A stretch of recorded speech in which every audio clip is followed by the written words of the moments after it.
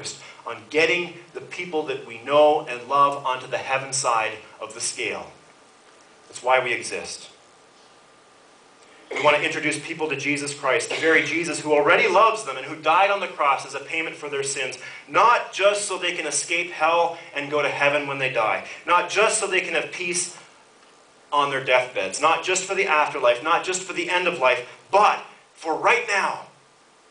Because we believe that a life lived in relationship with God's Son, Jesus Christ, is the most meaningful life that a person can have, the most rewarding and enriching and fulfilling life that a person can have, and that any life lived without Jesus Christ is empty and cannot ultimately satisfy.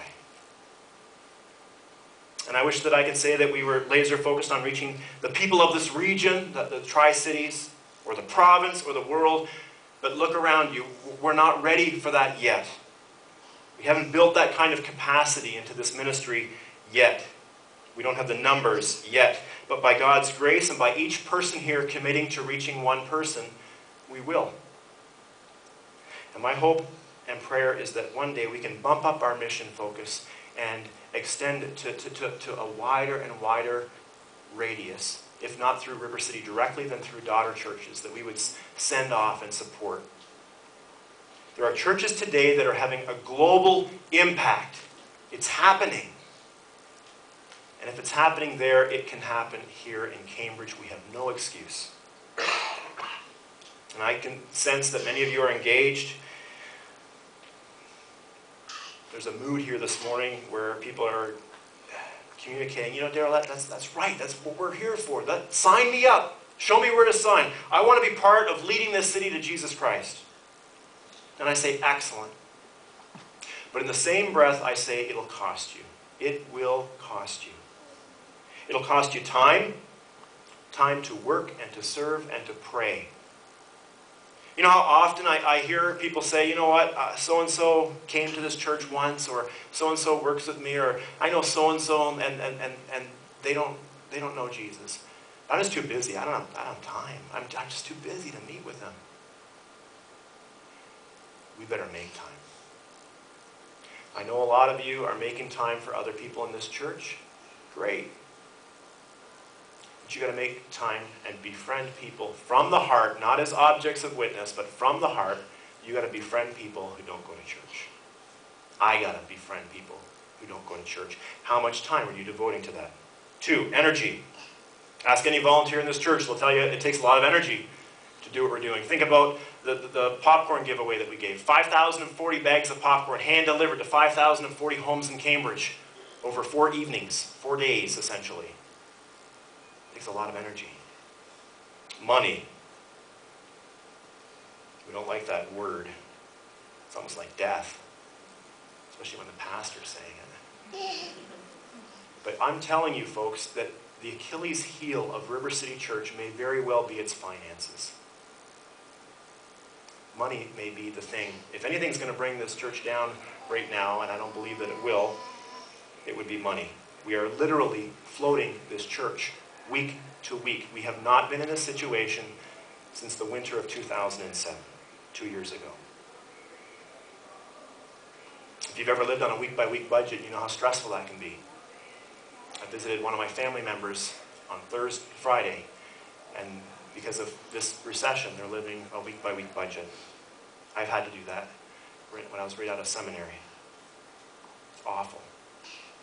The leadership of this church believes that we've done all that we can do to address our current financial realities.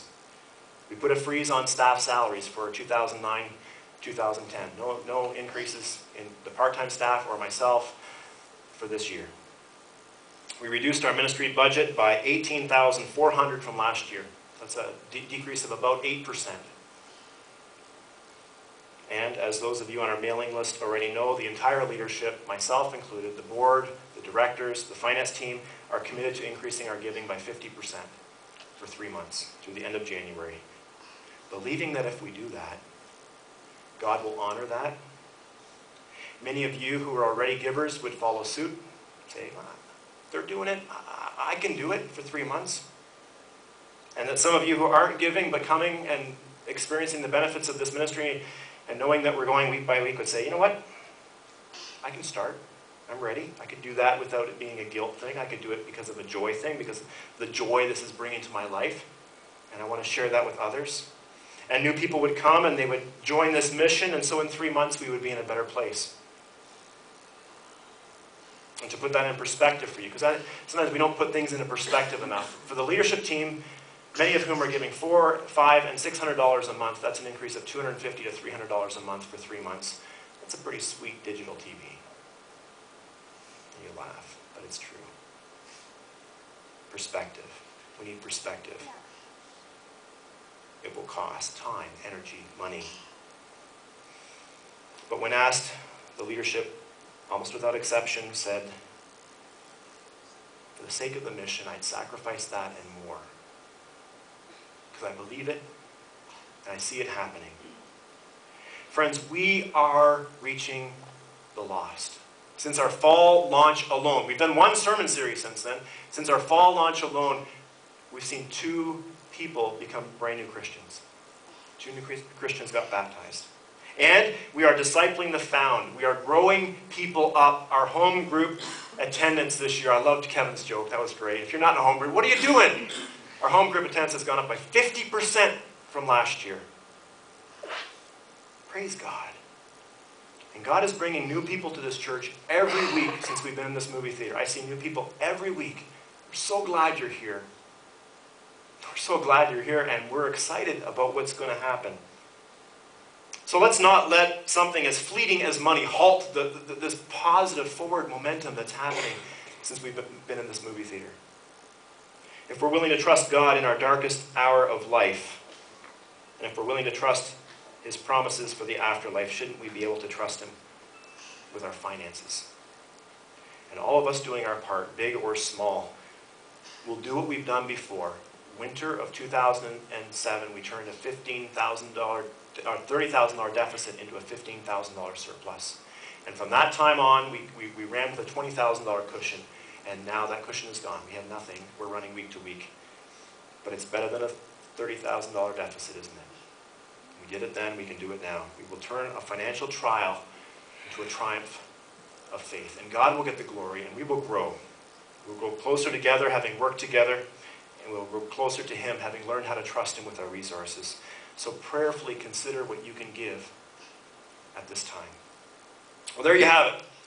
The rest of the questions I'll address via blog, and we'll have those links up on our website, so you can go to the website later this week. And we'll keep you posted on which topics are being addressed, so that if there's one that's really of interest to you, you can go there. So check out the church website. Next week, as Kevin mentioned, we start our Christmas series. And I'm really amped up, to use Kevin's terminology, about this as well. I'm stoked, right? It's on Luke chapters 1 and 2, and it's called Investigating the Man Who Is God. So come back next week and bring a friend. We've got a seat for them. And God bless you. Let's have the band come down and they'll lead us in one more song.